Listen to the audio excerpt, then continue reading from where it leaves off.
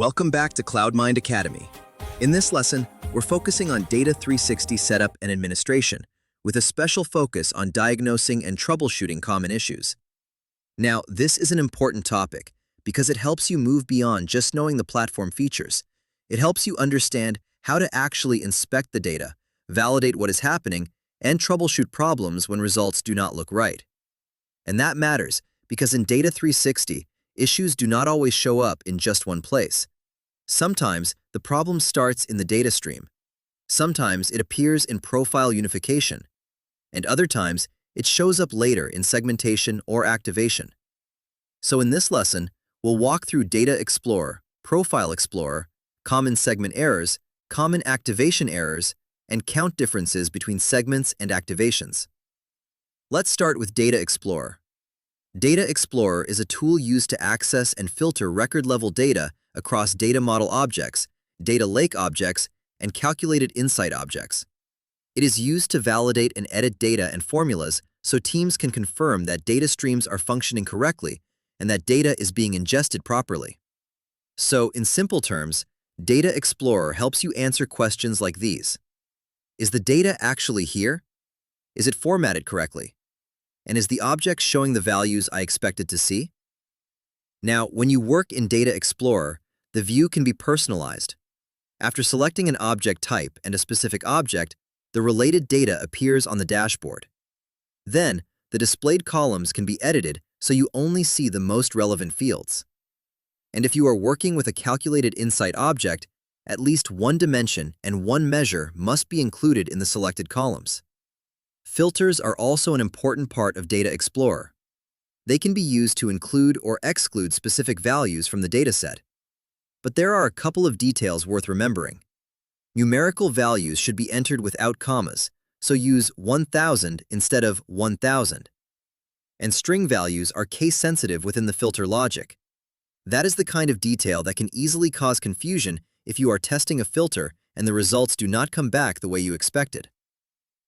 Now let's move into Profile Explorer.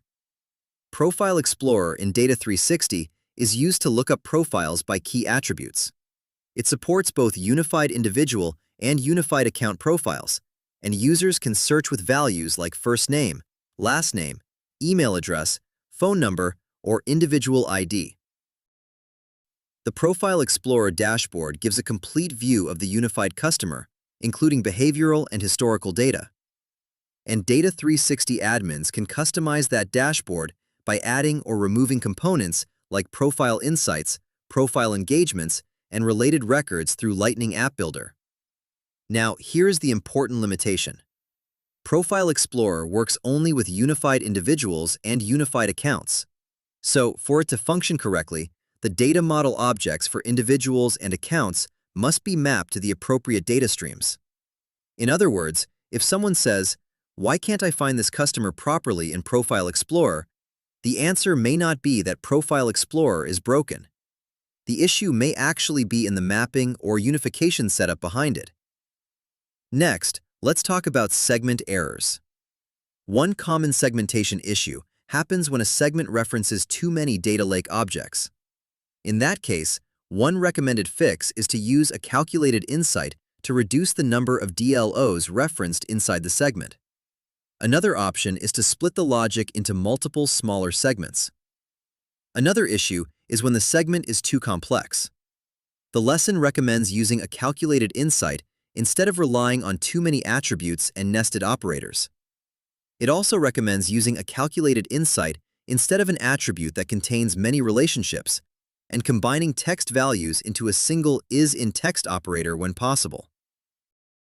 Then there is the problem of segment population count failed. In that case, the guidance is to identify containers with identical join paths and merge them with nested operators where possible. It is also important to avoid long join paths and use the shortest path to the required attribute.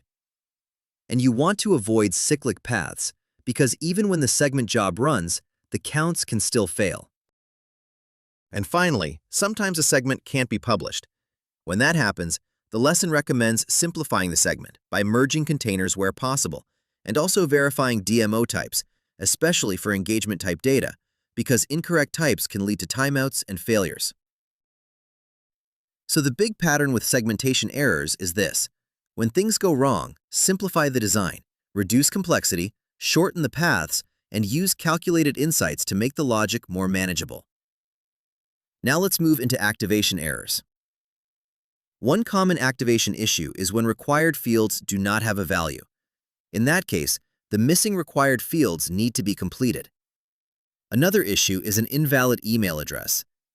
The email should contain both an @ symbol and a dot, should be fewer than 254 characters, and should be checked for invisible spacing issues around the @ symbol. There can also be invalid date errors. In that case, the date must follow either mm/dd/yyyy or dd/mm/yyyy, depending on the situation. And for invalid locale, the locale should properly define the subscriber's country, such as EN-US for someone in the United States who speaks English.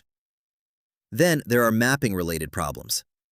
A field not found error may mean the field no longer exists in the data extension, or that the schema changed and the field mapping now needs to be updated. An invalid field count error can happen when the number of imported fields is wrong. An invalid decimal error means the value does not match the allowed length. And an invalid phone error means the number should be in the expected format and should include the correct country code. So, with activation troubleshooting, the main idea is to check both data quality and schema alignment, because sometimes the values are wrong, and other times the mapping itself is outdated. Now let's talk about count differences between segments and activations. The lesson explains that differences can happen for several reasons. One reason is using different objects. To avoid mismatched counts, activation should be performed on the same object used for segmentation. Another reason is multiple data streams. When data comes from multiple sources, mapping in the DLO and DMO should be reviewed to avoid duplicates caused by attributes mapped to different fields. Segmentation performs a distinct count of individual IDs, so duplicates are counted only once. Activation, however, deduplicates records based on the same ID and attribute values.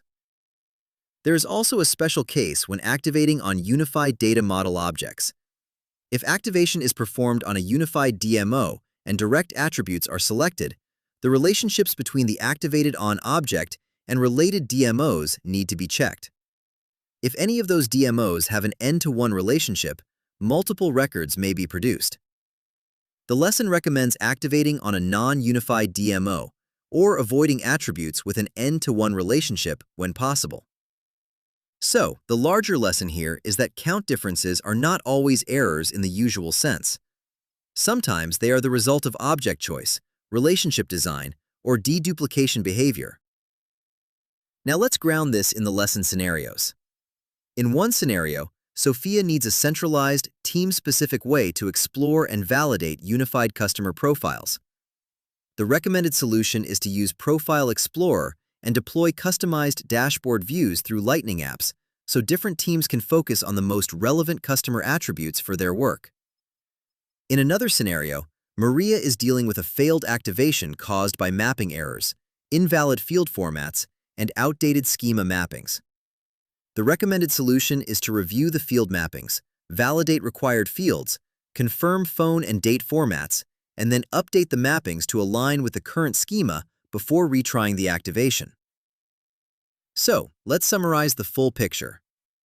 Data Explorer helps you inspect record-level data and validate ingestion. Profile Explorer helps you inspect unified customer profiles and spot issues in the unified view. Segmentation troubleshooting is usually about reducing complexity and simplifying logic. Activation troubleshooting is often about field values, formatting, and schema alignment. And count differences are often tied to object choice, deduplication, and relationships. If you want a simple way to remember the lesson, use this. Inspect, validate, simplify, correct, compare. Inspect the data with Data Explorer. Validate unified profiles with Profile Explorer. Simplify segments when they become too complex. correct activation mappings and formats, and compare segment counts and activation counts carefully. That structure can make the topic much easier to remember for both exam prep and real-world troubleshooting.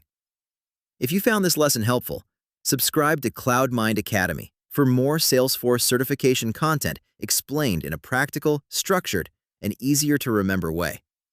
And if you're studying for the Salesforce Data 360 certification, keep reviewing topics like this not just at the definition level, but at the administrator level. Because understanding how Data 360 behaves in practice will make you much stronger on the exam. Thanks for learning with CloudMind Academy, and I'll see you in the next lesson.